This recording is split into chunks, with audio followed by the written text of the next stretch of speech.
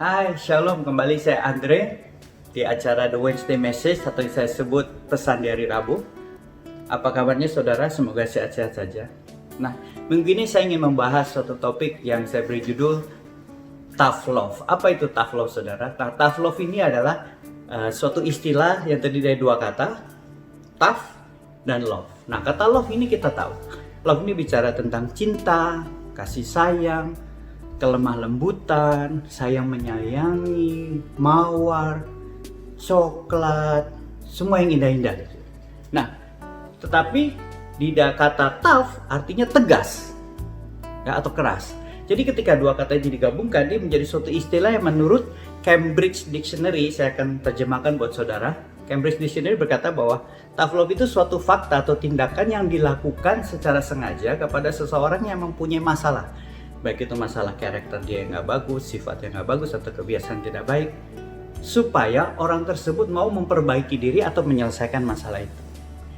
Nah, inilah definisi dari Cambridge. Nah, masalahnya adalah orang kadang-kadang ketika mendapatkan suatu perlakuan tough love, dia karena tidak mau atau tidak suka, mungkin karena ego dia, atau mungkin dia tidak suka dengan perkataan. Tetapi menurut Psychological Today, ketika seseorang mendapatkan perlakuan tough love, ketika dia menolak, kalau dia menolak, dia sebetulnya sedang denies opportunity for personal growth, yang artinya dia menolak kesempatan untuk pertumbuhan pribadi. Jadi ketika orang menolak perlakuan tough love, dia sebetulnya menolak untuk mengalami suatu pertumbuhan pribadi dalam diri dia. Nah, pertanyaan saya adalah, apakah Alkitab ada membahas tentang hal ini, saudara, tentang tough love ini? Saya akan bacakan dari Yakobus pasal yang pertama ayat 2 dan keempat.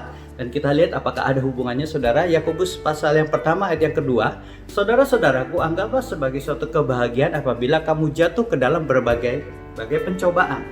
Nah, saudara, di sini juga ayatnya cukup unik, saudara. Kenapa? Ada dua kata yang bertolak belakang, sehingga membuat ayat ini secara manusia kayaknya nggak masuk akal. Kenapa? Ada kata kebahagiaan dan ada kata pencobaan. Dua kata yang bertolak belakang.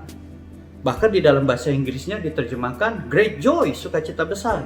Sukacita besar sama pencobaan. Nggak nyambung, saudara. Saudara bisa bayangin kalau saudara bisa ketemu dengan orang, bikin video call, saudara ketemu, dan saya, hey, apa kabar? Dan orang bilang, wah, luar biasa, dahsyat, sukacita. Saya tidak tahu besok mau makan apa. Nah, saudara bisa bayangkan ketika saudara mendengar dia berkata itu, saudara mungkin bilang, ini orang mungkin gara-gara corona kali, sudah korslet gitu, saudara ya. Nah, tetapi kenapa Yakobus menuliskan ayat ini?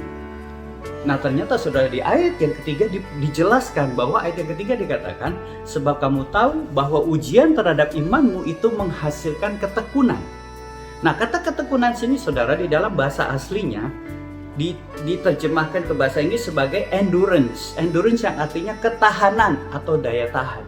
Jadi kalau saya baca kembali, kalau boleh, saudara, dikatakan sebab kamu tahu bahwa ujian terhadap imanmu itu menghasilkan daya tahan atau ketahanan. Nah, bahkan di dalam New Living Translation, saudara, dikatakan begini, your endurance has a chance to grow. Dikatakan bahwa daya tahan atau ketahananmu mempunyai kesempatan untuk bertumbuh. Nah, saudara, tadi kita sudah bahas di Psychological Today, saudara, ya, dikatakan bahwa ketika orang menolak suatu perlakuan tough love, dia sebetulnya sedang menolak, ya, untuk mengalami pertumbuhan pribadi. Nah, ayat yang ketiga ini juga dikatakan bahwa endurance has a chance to grow. Daya tahanmu punya kesempatan untuk bertumbuh.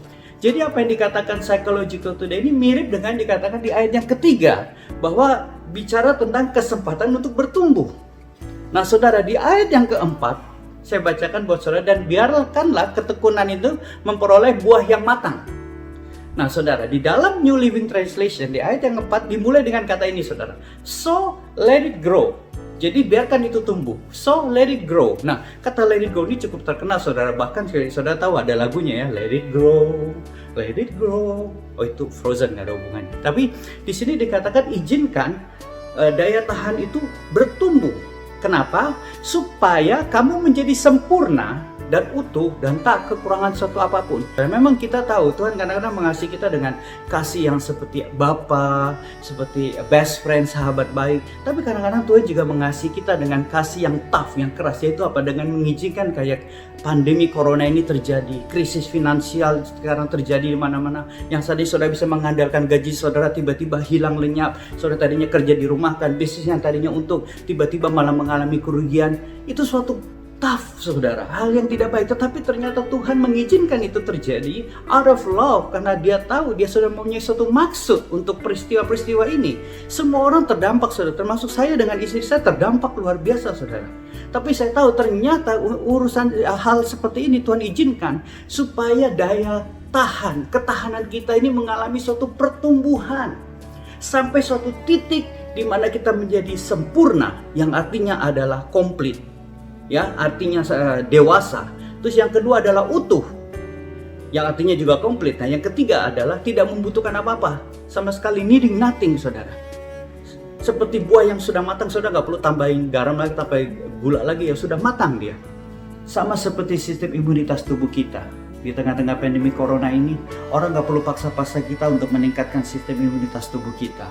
Kita secara otomatis mau meningkatkan daya tahan tubuh kita, ketahanan tubuh kita. Kita minum vitamin C, kita makan jahe, ginseng, herbal-herbal semua supaya daya tahan tubuh kita naik, supaya ketahanan tubuh kita naik terhadap virus-virus di sekitar kita.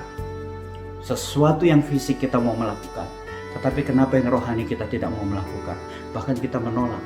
Kita mau meningkatkan daya tahan tubuh kita, tapi kita tidak mau meningkatkan daya tahan kerohanian kita, spiritual endurance. Jadi kadang-kadang tough love ini perlu kita alami saudara, yang sedang kita alami saat-saat ini.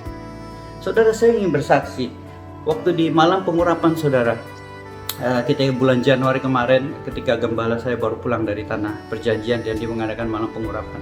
Waktu pujian dan penyembahan saudara, ketika saya sedang menyembah, tiba-tiba Tuhan berkata, jangan mau jadi orang kaya. Nah saudara, pernyataan itu pernyataan yang cukup besar bagi saya pribadi. Saya bilang, Tuhan, maksudnya apa saudara? Tapi kemudian Tuhan mengatakan berikutnya, jadilah orang yang diberkati. Saudara, tiba-tiba suatu keinginan untuk mempunyai banyak, mempunyai kekayaan tuh tiba-tiba kayak hilang saudara, digantikan dengan rasa cukup. Rasa cukup yang saya alami seperti saya cukup dengan apa yang saya punya.